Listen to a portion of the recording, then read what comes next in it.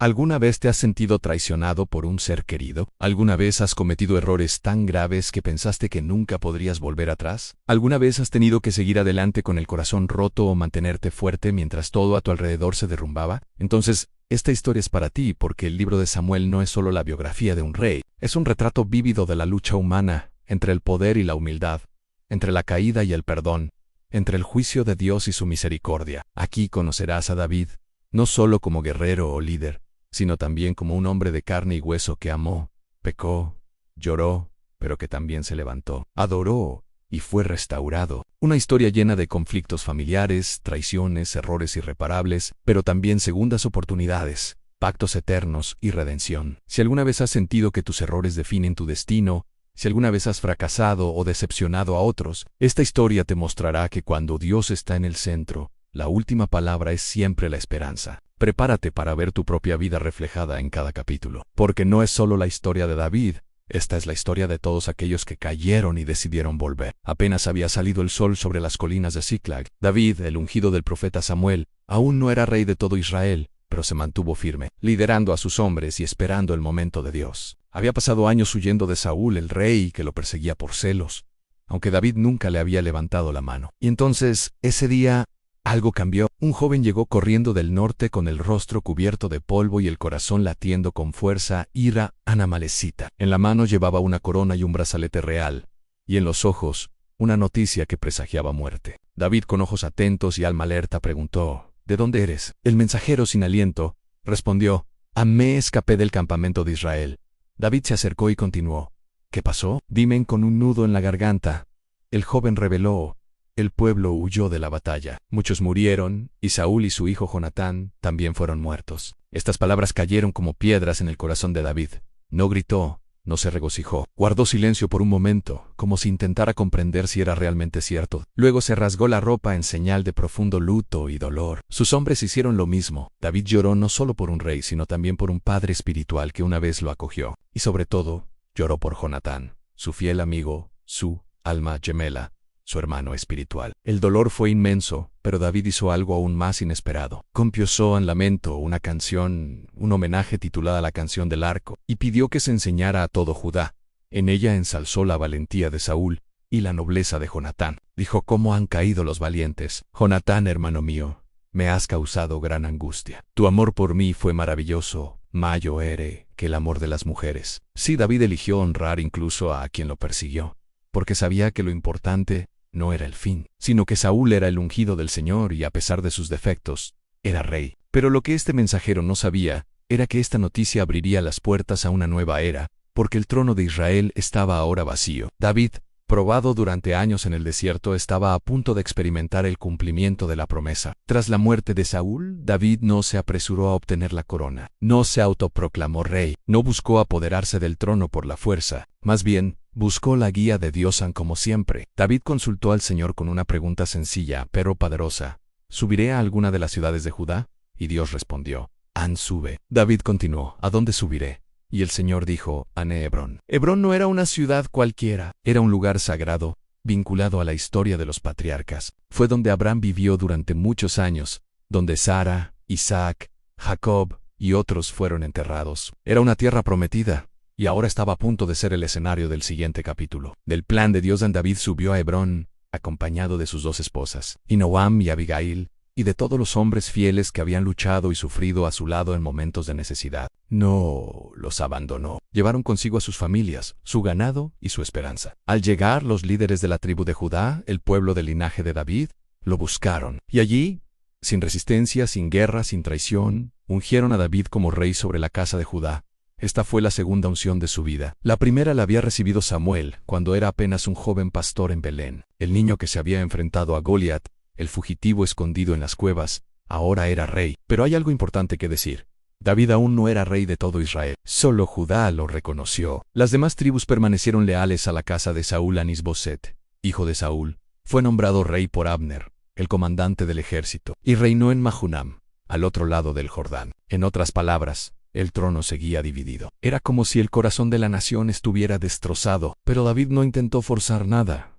Sabía que el tiempo de Dios era perfecto. Esperaría con paciencia y confianza a que el Señor completara la buena obra que había comenzado en su vida. Incluso ahora como rey, David demostró honor y lealtad. Al enterarse de que los hombres de Jabes de Galaad habían enterrado el cuerpo de Saúl con dignidad, los felicitó y envió un mensaje de bendición diciendo: Benditos seáis vosotros de Jehová, porque hicisteis misericordia con vuestro señor Saúl. Sí, David fue un rey, pero sobre todo fue un hombre conforme al corazón de Dios. La historia apenas comenzaba, pero ya se gestaban profundas tensiones en Israel. Aunque David había sido ungido rey en Hebrón, las demás tribus de Israel aún no lo reconocían. Habían colocado en el trono a Esboset, hijo de Saúl, un hombre que a diferencia de su padre carecía de fuerza y carisma, pero que servía como símbolo de continuidad para quienes aún se resistían a la autoridad de David. Tras Esboset se encontraba Abner, el poderoso comandante del ejército de Saúl.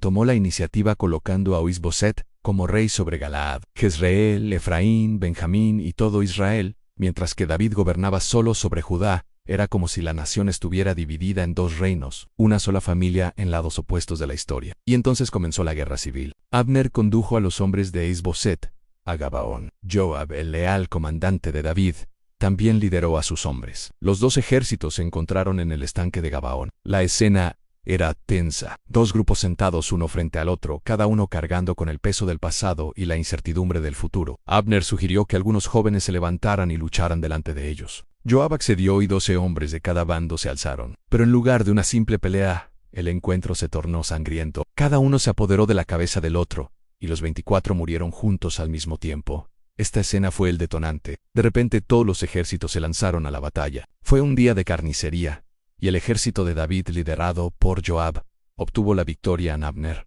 Tuvo que huir. En su persecución, Asa, el hermano de Joab, lo persiguió a toda velocidad. Pero Abner, para evitar la muerte del joven, le advirtió: apártate de mí, ¿por qué he de derribarte en tierra? Asael no se detuvo, y Abner, sin opción, lo atravesó con su lanza. Asael cayó muerto. El dolor de la guerra había trascendido. La política ahora era personal. A pesar de la victoria de David, la guerra no terminó ahí. Durante mucho tiempo, el conflicto y la tensión enfrentaron a las familias de David y Saúl.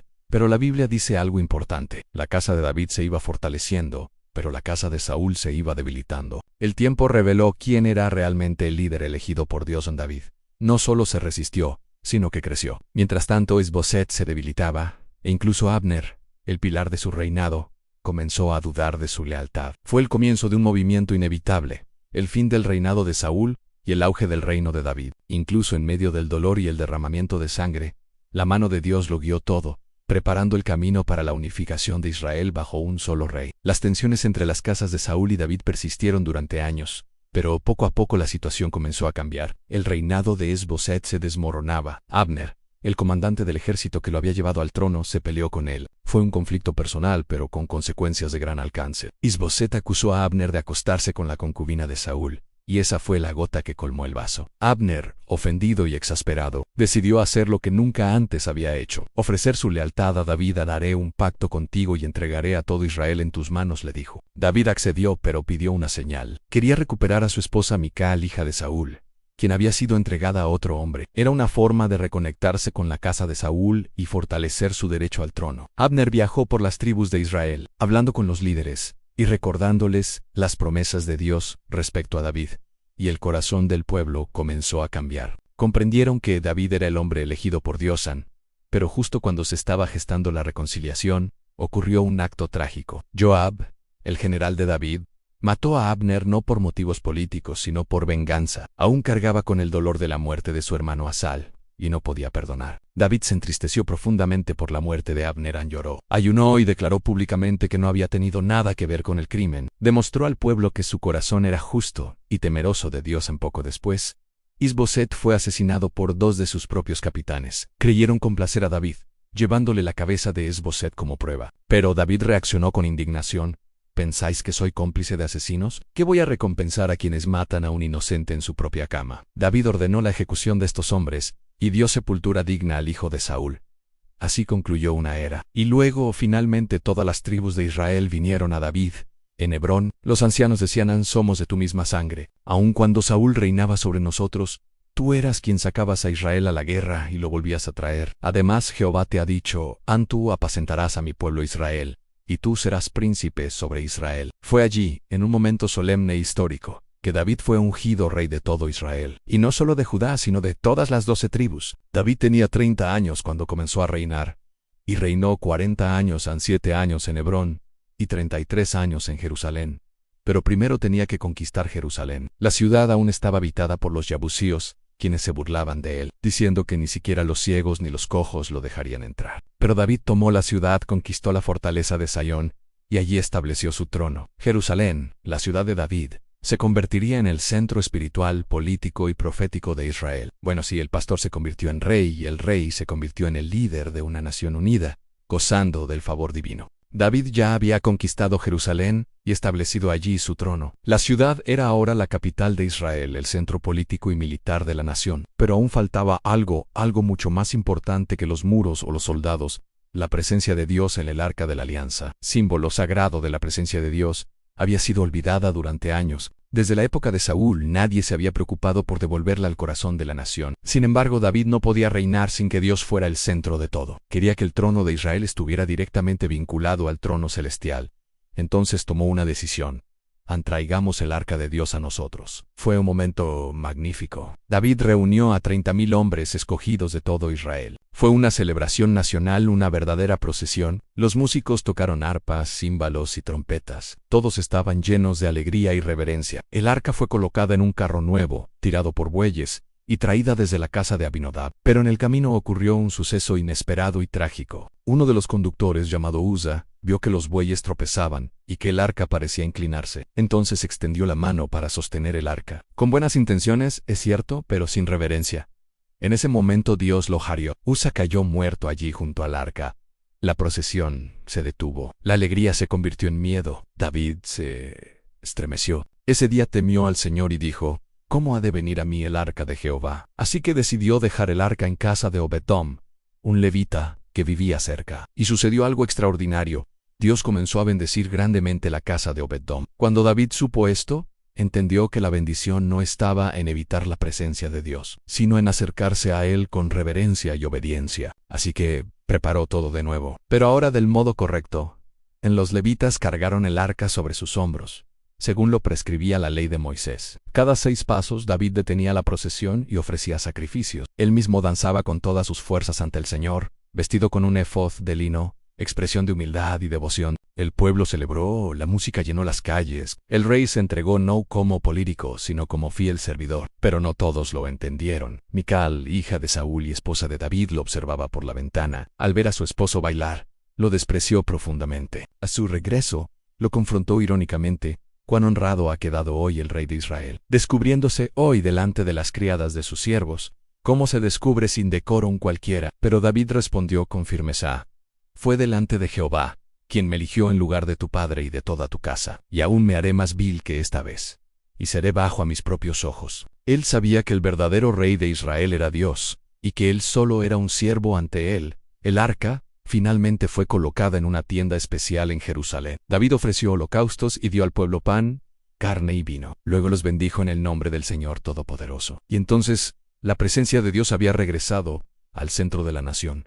Jerusalén estaba en paz. El trono de David estaba seguro. El pueblo prosperaba. El arca de la alianza había sido colocada en el centro de la ciudad, y la presencia de Dios ahora residía entre el pueblo. David estaba en su apogeo, y su corazón rebosaba de gratitud. Sentado en su palacio de cedro, rodeado de victorias y conquistas, David comenzó a reflexionar. Miró a su alrededor y le dijo al profeta Natán: «Yo habito en casa de cedro, y el arca de Dios está entre cortinas». Su deseo era sincero. David quería construir un templo para Dios, algo grandioso, digno del Rey de Reyes. A Natán, al oír esto, respondió de inmediato: «Anda, y haz todo lo que está en tu corazón, porque Jehová está contigo». Pero esa misma noche, Dios le habló a Natán, y la respuesta de Dios no fue la que David esperaba. Fue algo mucho más grande. «El cenerdillo dirás a mi siervo, David, a Jehová te dice así: ¿tú me has de construir casa para que yo more en ella? Yo te tomé del redil, de detrás de las ovejas, para que fueses príncipe sobre mi pueblo, sobre Israel. Y he estado contigo en todo cuanto has andado,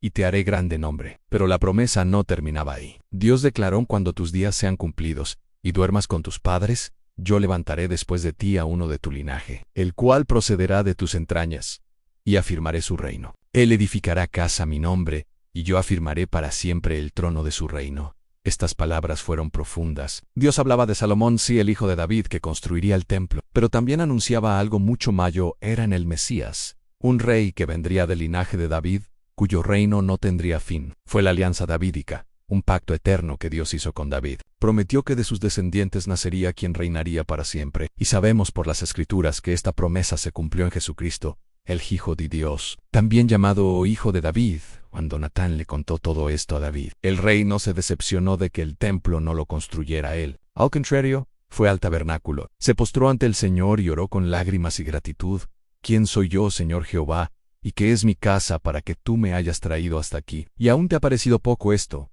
sino que también has hablado de la casa de tu siervo en lo porvenir. David reconoció la grandeza del plan de Dios. Comprendió que no se trataba solo de su historia, sino de un plan eterno que se extendía más allá de su vida y anunciaba la salvación del mundo. Dios no simplemente rechazó el templo en ese momento, ofreció la eternidad. David ya había alcanzado la paz y el prestigio. Era un rey victorioso, respetado por las naciones y amado por su pueblo. Pero lo que realmente lo distinguía de otros reyes no eran ni su corona ni sus conquistas, era su corazón. Un día, en medio de la rutina del palacio, David hizo una pregunta que pareció fuera de contexto para quienes lo rodeaban: ¿ha quedado alguno de la casa de Saúl, a quien haga yo misericordia por amor de Jonatán? Esta pregunta surgía de un antiguo pacto. Años antes, David y Jonatán, hijo de Saúl, habían hecho un pacto de amistad y lealtad. Jonatán había creído en David cuando nadie más lo hizo. Lo había protegido, lo había animado y arriesgado su vida por él. Y ahora que Jonatán había muerto, David quería honrar su memoria. Entonces llamaron a Siba,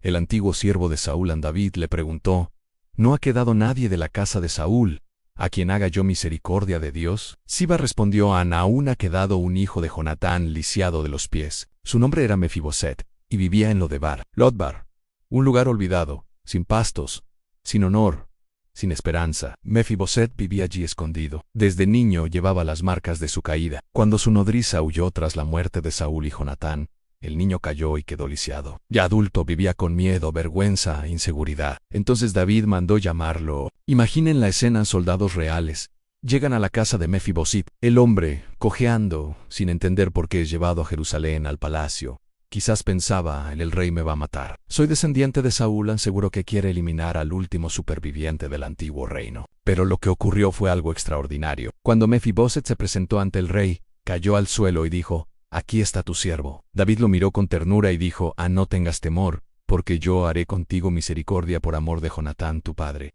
y te devolveré todas las tierras de Saúl tu padre, y tú comerás siempre a mi mesa. Mefiboset se quedó sin palabras. Respondió: ¿quién es tu siervo, para que mires a un perro muerto como yo? Pero David vio más allá de las limitaciones físicas. Vio el honor, vio la promesa, vio el pacto. Así que lo restauró todo en tierra: siervos, derechos y sobre todo, dignidad. Y más aún, David lo colocó en su mesa real. Mefiboset, el cojo de Lodbar, ahora comía todos los días como un hijo del rey.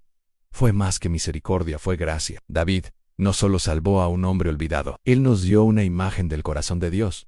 Un Dios que nos busca incluso cuando estamos escondidos, caídos, con miedo, y nos pone a su mesa como hijos en virtud de una alianza eterna. Primavera, la época en que los reyes salían a la guerra. Pero ese año David no fue. Él permaneció en el palacio mientras Joab, su general, dirigía los ejércitos contra Rabá, la ciudad de los amonitas. Y es en este pequeño detalle donde todo comienza, porque el peligro no siempre está en las grandes batallas, sino en los momentos de comodidad y distracción. Una tarde, David se levantó de la cama y subió a la azotea del palacio. Jerusalén descansaba bajo el sol, pero de repente algo llamó su atención.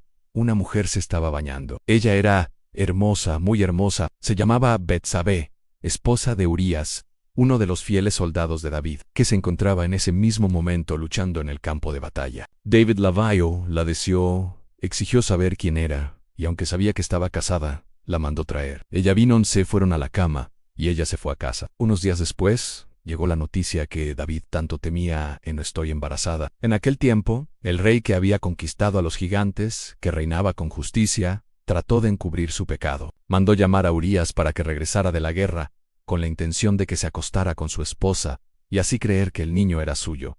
Pero Urías era un hombre leal. No entró en su casa. Durmió a la puerta del palacio entre los sirvientes, diciendo, ¿cómo podría yo entrar en mi casa para comer y beber y dormir con mi mujer? Por vida tuya que no haré tal cosa. David lo intentó una segunda vez. Emborrachó a Urías, pero aún así no regresó a casa. Y luego David tomó una decisión cruel. Escribió una carta a Joab, ordenando que colocara a Urías en primera línea, en la parte más peligrosa de la batalla. Luego debían retirarse y dejarlo morir. Y envió la carta a través del mismo Urías Bayasis Gizo. Urías cayó muerto en batalla. Cuando la noticia llegó a David, creyó que todo había terminado. Tomó a Betsabé por esposa, y ella le dio un hijo. Pero lo que David intentó ocultar no pasó desapercibido a los ojos de Dios.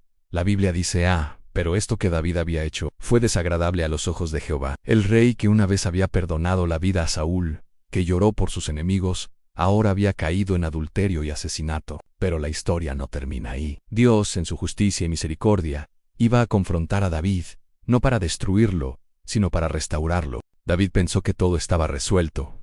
El niño nació. Betsabé era ahora su esposa. Urías había muerto, y nadie sospechaba nada. El palacio permaneció en silencio, pero Dios no se quedó callado. El Señor lo vio todo en adulterio, engaño, el certificado de defunción, el matrimonio apresurado. Y cuando Dios ve, Él actúa, pero no con truenos ni relámpagos. En Él envía una voz. Esta voz era la del profeta Natán. Natán era un hombre respetado en el reino, un consejero espiritual, un mensajero de Dios. Acudió a David no como un juez severo, sino como un ayudante de la verdad que hace libre.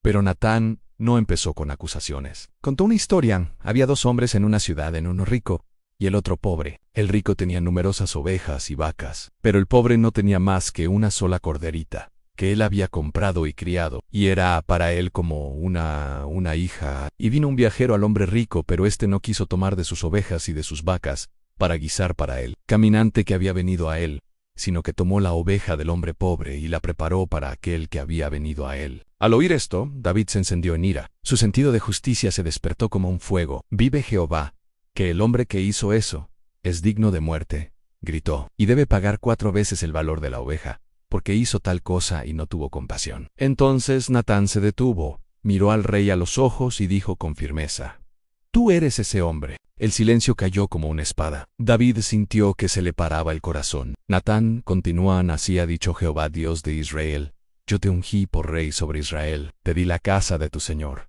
y las mujeres de tu señor en tu seno. Y si esto fuera poco, te habría añadido mucho más. ¿Por qué, pues, tuviste en poco la palabra de Jehová, haciendo lo malo delante de sus ojos? Luego vino el juicio de Dios. Ahora pues, no se apartará jamás de tu casa la espada. Yo haré levantar el mal sobre ti de tu misma casa, a la vista del sol. David podría haberlo negado, podría haber intentado justificarlo, pero no. Él, completamente roto, dijo solo una frase: «He pecado contra Jehová». Fue sincero, fue directo, fue cierto, y Natán respondió misericordiosamente: «En Jehová también ha remitido tu pecado.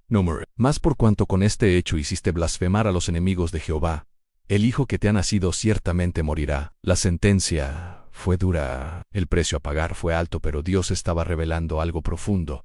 El pecado perdonado siempre tiene consecuencias. La gracia no anula la justicia, pero la justicia no impide la gracia.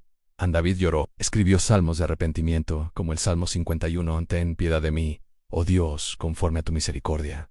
Contra ti solo he pecado. Crea en mí, oh Dios, un corazón limpio, y renueva un espíritu recto dentro de mí». Ese día, el poderoso rey se convirtió en un hombre destrozado. Pero en esa fragilidad, Dios comenzó a restaurar su alma. Y eso es lo que hace que la historia de David sea tan profunda. No la ausencia de errores, sino la profundidad del arrepentimiento. El pecado de David había sido perdonado, pero como dijo el profeta Natán, la espada no se apartaría de su casa. Y ahora ese juicio estaba a punto de comenzar a cumplirse dentro de su propia familia. El dolor de David no vendría de afuera, sino de la sangre de su propia sangre. Todo comenzó con su hijo Mayo-ere. Amnón estaba obsesionado con Tamar, su media hermana Hayodumaca, otra esposa de David, y hermana de Absalón. Lo que sintió Amnón no era amor, era un deseo malsano. Se obsesionó tanto que enfermó. Entonces, con la maliciosa ayuda de su amigo Jonadab, urdió un plan diabólico. Fingió estar enfermo y le pidió a Tamar que viniera a cuidarlo. Cuando ella llegó con comida, la obligó a entrar en su habitación y la violó. Tamar suplicaba: «No, hermano mío, no me hagas violencia, porque no se debe hacer así en Israel. No hagas esta vileza», pero él no la escuchó. Tras este acto, El desprecio sustituyó al deseo. Amnón la expulsó cruelmente. Tamar rasgó sus vestidos, puso ceniza sobre su cabeza y salió llorando, deshonrada, humillada, destrozada. Cuando Absalón supo lo que le había sucedido a su hermana, él permaneció en silencio, pero por dentro empezó a hervir. David, al enterarse, se puso furioso, mas él no hizo nada. No castigó a Amnón, quizás porque se sentía culpable de sus propios pecados, o por su debilidad como padre. Pero el silencio de David fue lo que encendió el odio de Absalón. Durante 2 años Absalón mantuvo su ira como un cuchillo escondido, y luego celebró un banquete invitando a todos los hijos del rey. David dudó, pero dejó ir a Amnón durante la fiesta. A la señal de Absalón, los sirvientes mataron a Amnón. La venganza estaba cumplida, la justicia en sus manos. Absalón huyó a Gizer, la tierra de su abuelo materno, y estuvo exiliado durante 3 años. David lamentó la muerte de Amnón, pero también extrañó a Absalón. El rey estaba dividido entre el dolor y el amor. Joab, al darse cuenta de esto y de un plan, llamó a una mujer sabia de Tecoa para que convenciera al rey de que trajera de vuelta a Absalón. David accedió, y Absalón regresó a Jerusalén. Pero durante 2 años, David se negó a verlo. Entonces Absalón incendió los campos de Joab para llamar la atención. Finalmente, el rey lo recibió. Absalón se inclinó, y David lo besó, pero la reconciliación fue solo aparente. El corazón de Absalón estaba todavía lleno de ambición y rebelión. Esta tragedia familiar no terminó con el regreso de Absalón. Apenas estaba empezando. Absalón había regresado a Jerusalén. Se había inclinado ante su padre. Había recibido el beso del rey, pero por dentro su corazón permaneció frío. Él no solo quería la reconciliación, él quería el trono. En Absalón era guapo, muy guapo. La Biblia dice que desde la planta de sus pies hasta la coronilla de su cabeza, no había en él defecto alguno. Su cabello era espeso, y su presencia, impactante. Pero su belleza ocultaba una ambición silenciosa y mortal. Durante 4 años, Absalón comenzó a ganarse el corazón del pueblo. Se sentaba a la puerta de la ciudad donde los ciudadanos acudían a presentar sus casos al rey, y con labios suaves, decía: «Cuán buenos son tus razonamientos, pero no tienes quien te oiga de parte del rey. ¿Quién me pusiera por juez en la tierra?». Absalón abrazaba, besaba, sonreía y prometía. Se acercaba, y poco a poco robó el corazón de Israel. Un día, cuando todo estaba planeado, le dijo a su padre que iba a Hebrón para cumplir un voto al Señor, pero era mentira. Absalón fue ungido rey en Hebrón. Sonaron las trompetas, se enviaron mensajeros a todas las tribus, y cuando David se enteró de la conspiración ya era tarde. El rey, traicionado por su propio hijo, tuvo que huir del palacio. Descalzo y con el rostro cubierto, David descendió del monte de los olivos. Hombres fieles lo acompañaron en silencio. El rey guerrero era ahora un padre herido, humillado y fugitivo. Pero incluso en su dolor, David mantuvo su corazón temeroso. Cuando el sacerdote Sadac quiso llevarse consigo el arca de la alianza, David dijo: «Envuélvela a llevar a la ciudad. Si hallare gracia a los ojos de Jehová, él me hará volver. Pero si él dijere: no me complazco en ti, heme aquí, haga de mí lo que bien le pareciere». David confió, incluso en medio del caos. Mientras tanto, Absalón entró triunfante en Jerusalén. Capturó el palacio de su padre, a sus consejeros e incluso a sus concubinas. Todo lo que hizo tenía como objetivo humillar públicamente a David. Como Dios había predicho por medio del profeta Natán: «Lo que tú hiciste a escondidas, yo lo haré a plena luz, a la vista de todo Israel». Pero el trono aún no estaba firme. Absalón quería destruir completamente a David. Entonces en el desierto se preparaba para la guerra. Hombres valientes se unieron a él. Y cuando llegó el momento de la batalla, David dio una orden clara a sus generales: «Proceded benignamente por amor de mí con el joven Absalón». Era padre, incluso traicionado, incluso herido, pidiendo misericordia para su hijo rebelde. Pero el destino se acercaba, la batalla estaba por comenzar, y con ella, el capítulo más doloroso de la vida de David. El día había llegado. Padre e hijo estaban en lados opuestos del campo de batalla. David, desconsolado, había organizado su ejército en 3 grupos comandados por Joab, Abisai y Gitai. Los soldados estaban listos para la batalla, pero antes de enviarlos, David hizo una última petición. Una petición paternal: «Proceded benignamente por amor de mí con el joven Absalón». Todos escuchaban a los comandantes, los soldados, e incluso el cielo parecía estar escuchando. David no quería venganza, quería misericordia. La batalla tuvo lugar en el bosque de Efraín. Él fue feroz. El terreno era peligroso, árboles frondosos, valles ocultos, raíces afiladas como lanzas. 20,000 hombres cayeron aquel día, pero el bosque mató más que la espada. Y allí, en medio de este paisaje salvaje, Absalón fue encontrado. Montado en su mula, corría por el bosque, pero de repente su largo cabello se enredó en las ramas de un gran árbol. La mula continuó su camino y Absalón quedó suspendido entre el cielo y la tierra. No podía llorar, no podía luchar. El que se había levantado contra su padre ahora era atrapado por su propio orgullo. Un soldado lo vio y corrió hacia Joab.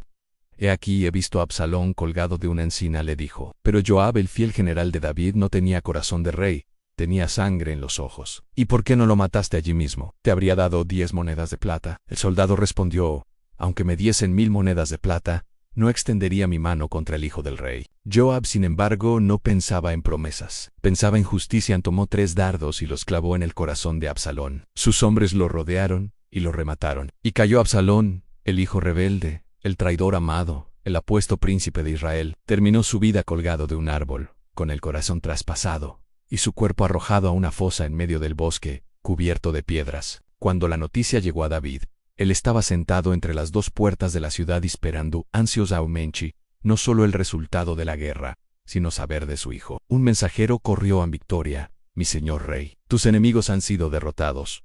David preguntó solo una cosa: «¿Está bien el joven Absalón?». La respuesta llegó tan dura como una flecha: «Sean como ese joven los enemigos de mi señor el rey, y todos los que se levanten contra ti para mal». En ese momento, el rey se estremeció, subió a la cámara que estaba sobre la puerta, se cubrió el rostro y lloró con el alma desgarrada: «Hijo mío Absalón, hijo mío Absalón, ¿quién me diera que muriera yo en lugar de ti, Absalón, hijo mío, hijo mío?». Fue el grito de un padre que preferiría morir antes que su hijo. Era el eco de un corazón roto que había perdonado incluso sin escuchar el perdón. Y allí, en ese momento, sin remordimientos por parte de David, vemos algo profundo. El amor verdadero no necesita retorno. Amar incluso cuando el otro decide alejarse. Llorar incluso cuando la otra persona levanta la mano. Perdonar incluso cuando la otra persona te hace daño. David había ganado la guerra, pero ese día perdió un hijo. Israel nunca olvidaría el sonido de un padre llamando a su hijo por su nombre, incluso después de su rebelión. La guerra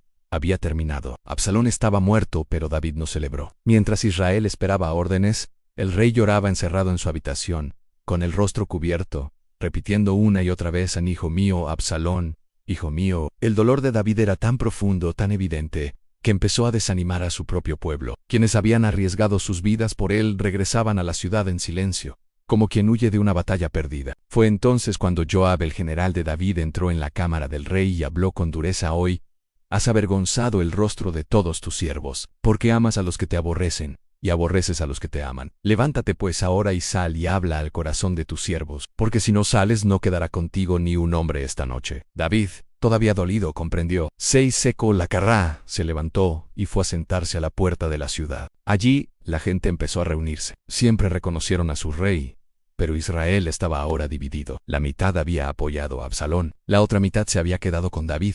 El trono le pertenecía a él, pero era necesario recuperar el corazón del pueblo.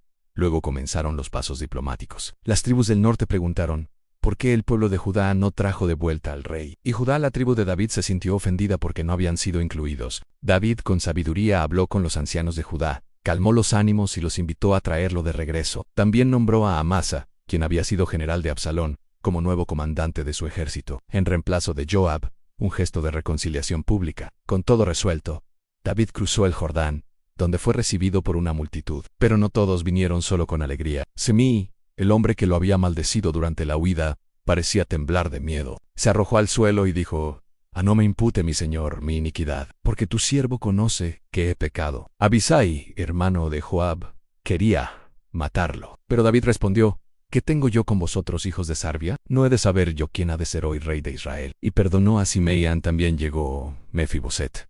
Estaba delgado y llevaba la ropa sucia. No se había cuidado desde que David huyó.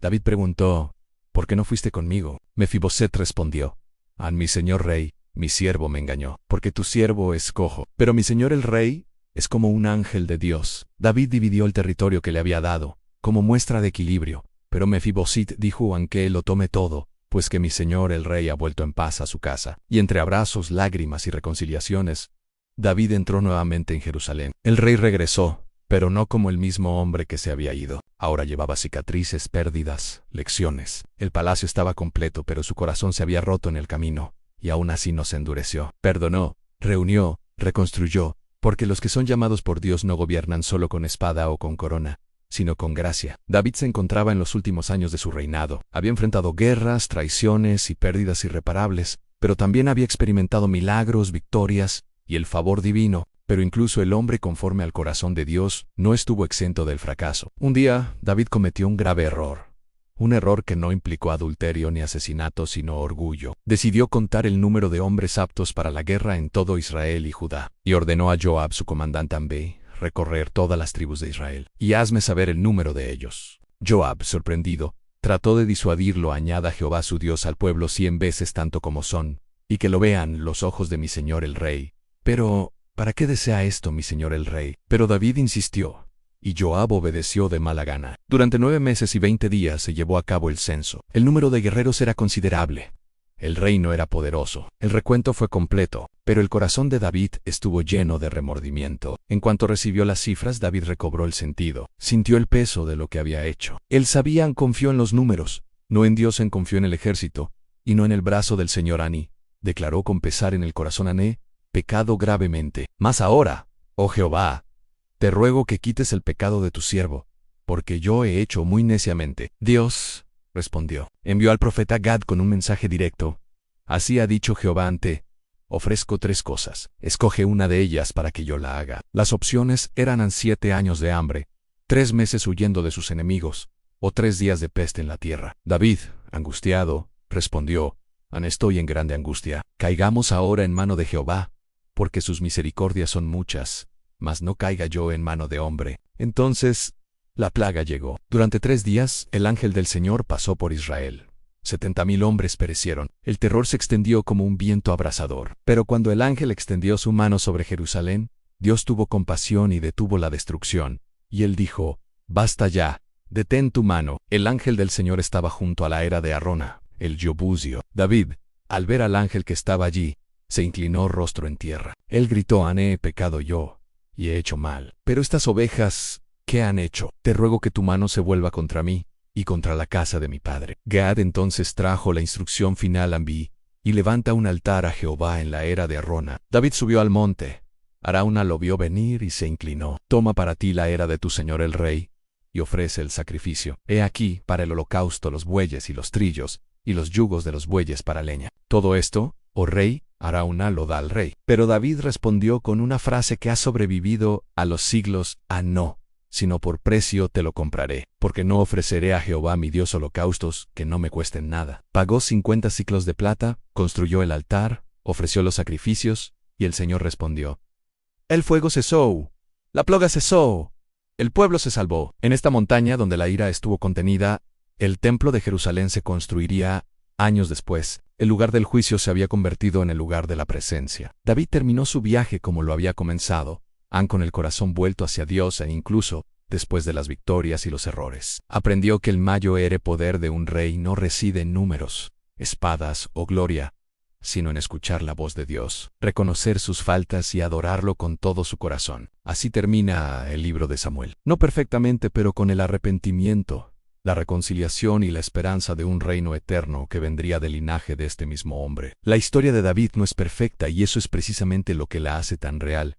Cayó, pero se levantó.